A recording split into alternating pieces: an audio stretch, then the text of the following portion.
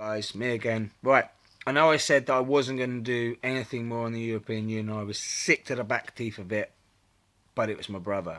So an exception will be made for this one.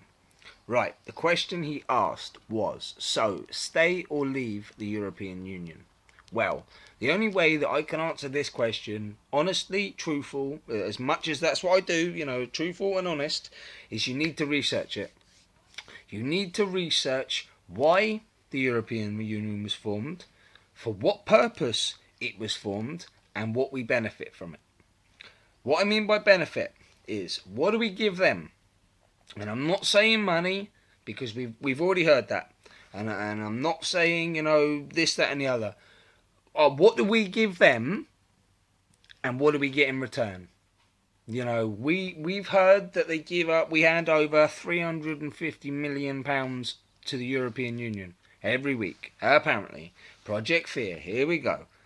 And then we've heard from David Cameron that it could possibly jeopardise us, with our trading routes and stuff, the people that we export people to, that we, get in return, which are brilliant arguments for both sides. But the master at the top out of the two is happy to watch them two fighting and one. You know what I'm saying? Why can't there be an informed party that tells you how it is? If we leave, this is what we lose. If we stay, this is what we'll gain. That's the simplest way it can be put.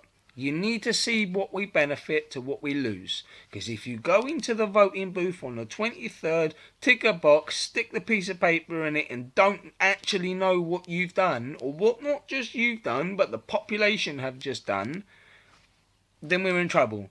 Because the Tories, for once, exclusive, they're right. It is a big deal. It is something that is going to affect us. Nobody's under any falsehood that that's not the case. But you need to look at what's happening.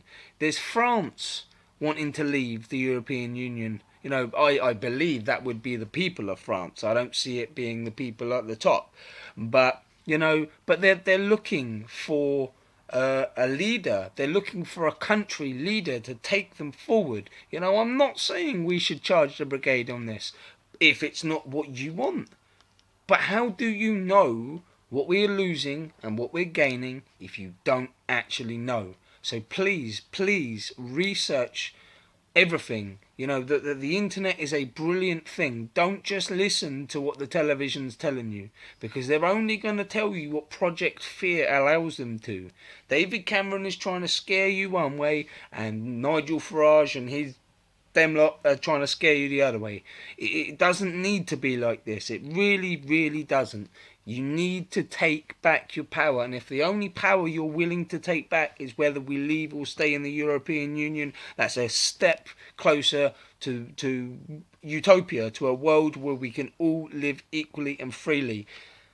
But as usual, that's my opinion. Don't listen to me.